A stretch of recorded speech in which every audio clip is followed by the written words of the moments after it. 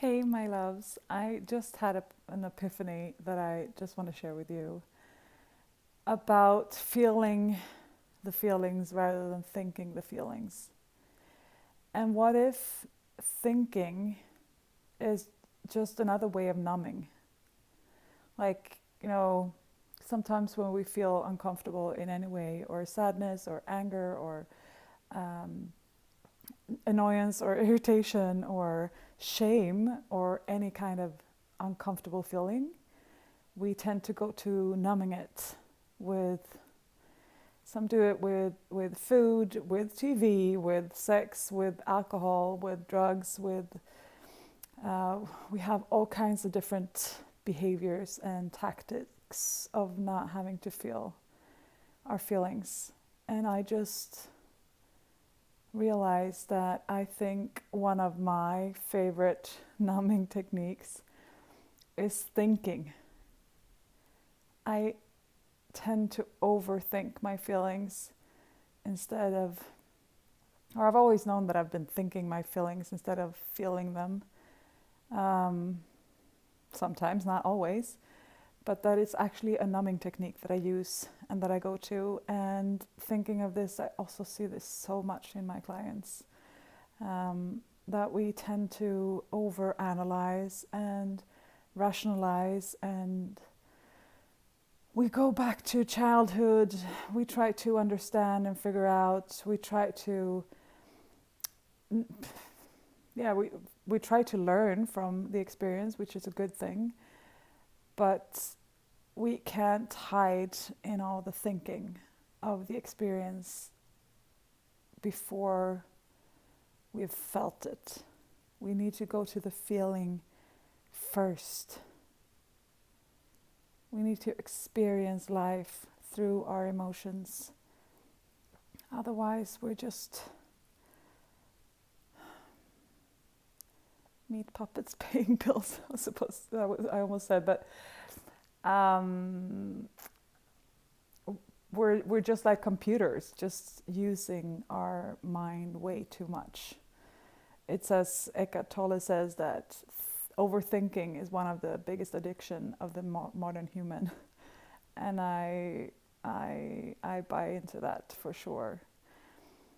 We need to dare to stop, pause, and feel our emotions. Let them pass through us.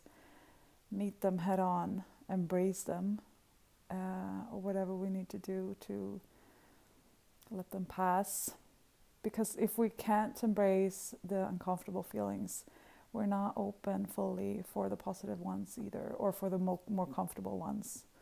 Like joy, like love, like curiosity, like whatever emotions we might be longing for, whatever core desired feelings we may have. I think we lessen the intensity of those emotions too when we numb out the uncomfortable feelings by not allowing ourselves to sit with them. I'm trying all kinds of different tactics now of getting out of my mind, because I'm definitely one of these overthinkers, and it's actually paying off. I'm noticing I'm spending more and more time in the here and now, as I'm spending more time on the yoga mat, more time in nature. Well, I haven't really lately, but I'm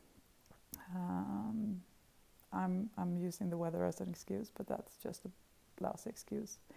But I just went to a hip-hop class, which was a way of trying to get myself out of my mind and into my body. But my mind was definitely there.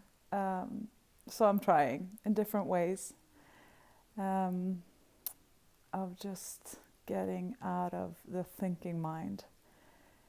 It says, Robin Sharma says, it's the mind is a terrible master, an excellent servant, but a terrible master.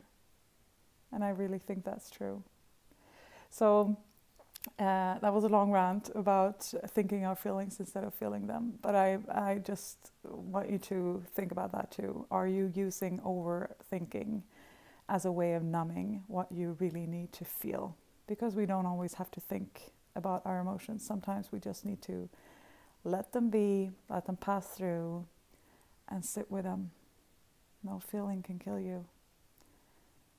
They are important messengers, and sometimes they just need to pass through. Most say that the most intense peak of an emotion doesn't last longer than 90 seconds, but we suppress them for weeks. So I think let the feelings in, feel them instead of think them, and let me know how it goes. Have a wonderful evening. Bye.